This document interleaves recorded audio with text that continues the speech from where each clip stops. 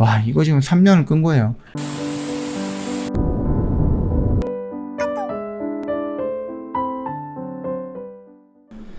네, 안녕하세요. 허브경제TV 최호영입니다. 오늘 볼 종목은요, SK 하이닉스라는 종목입니다. 일단 우리 구부 능선은 넘었는데요. 인텔 랜드 인수 관련해서 싱가포르까지 허가를 내줬죠? 근데 이제 남아있는 것은 중국인데요. 중국이 어깃장을 내고 있는 것 같습니다. 이거 한번 보도록 하겠습니다. 인텔 랜드 플러시 사업부 인수가 구부 능선을 넘었습니다. 인수를 앞두고 진행되는 반독점 심사를 해서 총 8개국 중에서 7개국이 이제 승인을 받았기 때문인데요.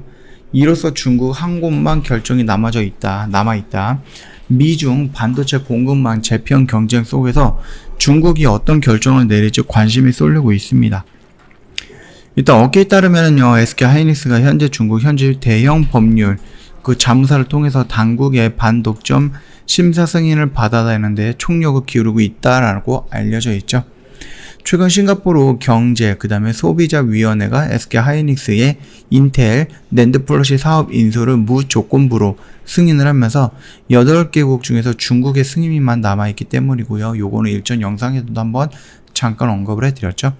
글로벌 시장 점유율이 높은 기업 간의 인수 합병은 시장에 미치는 영향이 크다는 점에서 이외 관계가 얽힌 주요 국가를 중심으로 해서 기업 결합 승인을 받고 있는데, 특정 기업이 시장을 독점할 수 없도록 각 국가의 반독점 당국으로부터 허가를 받아야 한다는 것이거든요.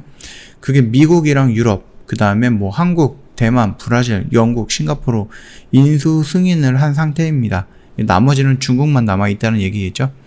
반독점 심사 승인이 지금까지 비교적 빠르게 진행이 되고 있다는 평가를 받고 있고요. 지난해 10월, 아직 1년이 안 됐어요. 인텔의 낸드 플래시와 솔리드 스테이트 디바이스 SSD라고 하죠. 쉽게 말하면은 사업 부분을 90억 달러 10조 4천억 정도에 인수하고 계획을 체결한 데 이어서 올해 1월 기업 결합을 신고했습니다. 이후 1년도 되지 않아서 중국을 제외한 주요국의 승인을 얻어냈다. 이렇게 좀 보면 되겠죠. 업계에서는 낸드 플래시와 SSD 시장에서 SK 하이닉스와 인텔의 단순 합계 점유율이 13에서 27%대로 높지 않고요. 삼성전자가 시장의 30% 정도를 점유하고 있어서 이번 합병이 반도체 시장의 경쟁을 제한할 우려가 적다라고 좀 판단을 하고 있는 겁니다. 시장 조사 업체 옴디아에 따르면 올해 1분기 낸드 플래시 시장은 삼성전자가 33.4%의 점유율로 압도적 1위를 차지하고 있고요. 키옥시아가 18.7, 그 다음에 위스턴 디지털이 14.2, SK 하이닉스가 12.2, 마이크론이 11.9, 그 다음 인텔이 7.4% 정도 순이었다. 그래서 SK 하이닉스가 인텔 랜드 부분 인수를 마무리할 경우에 약 20% 정도의 점유율을 차지하면서 2위로 올라설 전망이다라고 나와 있죠. 일각에서는 미국과 중국의 반도체 패권 경쟁 속에서 중국이 시간을 끌 수 있다라는 우려도 나오고 있어요. 한미 정상회담을 계기로 해서 양국이 반도체 공급망 협력을 강화하며 중국이 어깃장을 놓을 수 있다라는 분석도 나오고 있습니다. 실제로 중국은 이전에도 미국이 수출 규제 등에서 반발하면서 반도체 업체가 인수 합병 심사를 고의로 지원한 바가 있죠. 세계 최대 반도체 장비 업체 미국 어플라이드 머틀리얼즈가 일본 반도체 업체 코쿠사이 일렉트릭을 인수하는 2019년 7월에 발표했는데, 중국의 승인 심사 지연으로 올해 3월 인수가 무산이 됐습니다. 와, 이거 지금 3년을 끈 거예요. 업계는 중국이 미국의 제재에 대해서 보복 조치 하나로 의도적으로 심사를 지연시켰다라고 좀 보고 있죠. 중국의 과거 사례와 미중 패권 분쟁 등을 미뤄봤을 때 우려가 아예 없지는 않지만, 다만 명분이 있어야 불승인을 내는데 명분이 없을 것이다 라고 일단은 업계 관련자는 좀 긍정적으로 평가하고 있는 것 같아요. 일단 SK 하이닉스 내부에서도요, 독과점 우려가 높지 않다는 점에서 중국이 불허할 명분은 적다라고 보고 있습니다. 중국 심사 당국이 긍정적인 판단을 내릴 것으로 기대하고 있고요. 중국 심사 당국이 원만한 승인을 내기 위해서 승인을 위해서 노력할 것이다라고 SK 하이닉스 관계자가 언급을 했네요.